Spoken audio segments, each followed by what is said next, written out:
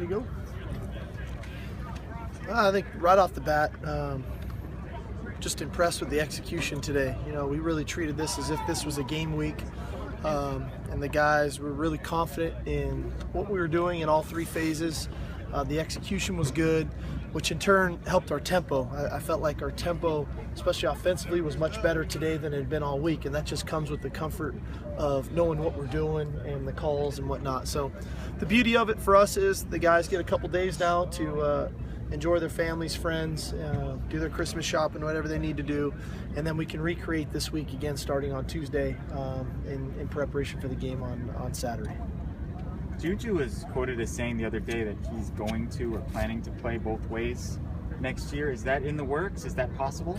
We haven't talked about it, but that's, I think, just Juju being the ambitious person that he is. You know, he wants to. I know that. You know, but I know that he's not going to play next Saturday against Nebraska. I need him to catch a couple touchdowns. So we'll focus on that. When we get into the off season, we assess our roster and assess our strengths, and you know, that'll be a topic of discussion, but we have not discussed it yet.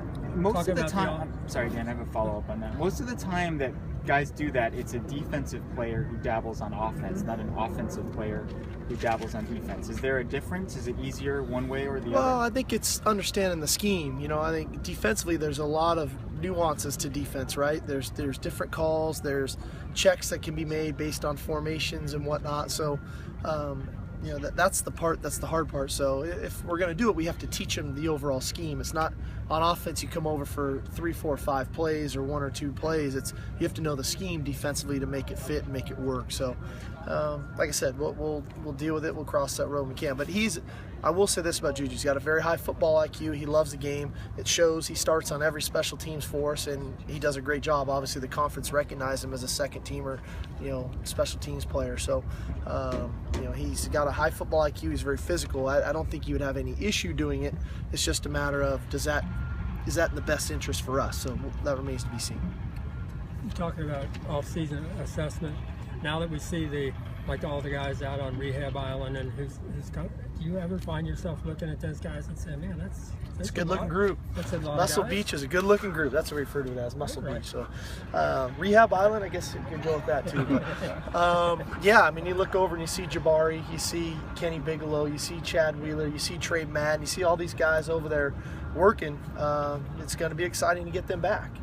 And also the influx of an entire class. You know, we're moving in the right direction from a roster standpoint. Where do you feel like you guys are now, kind of having completed this week?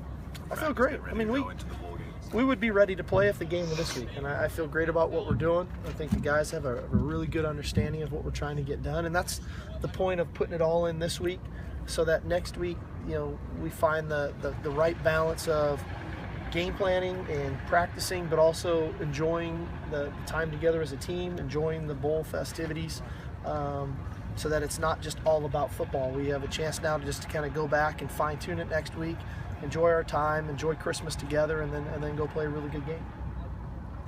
How, if at all, will it change things not having Antoine in there at nose tackle?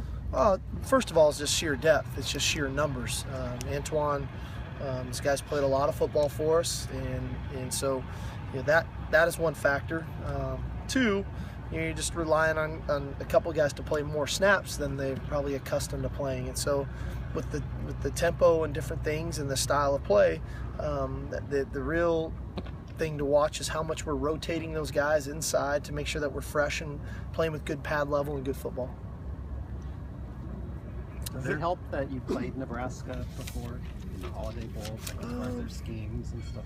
I mean, they've changed like everybody does. You know, over time you change, and that was quite some time ago.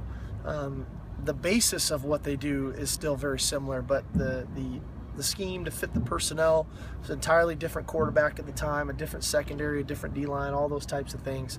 The basis of who they are is similar, so I think that part could help. It probably helps them too, knowing that they have faced me. So, but at the end, I think we're so different as a team now here, and we're so different schematically on both sides of the ball now than we were back then.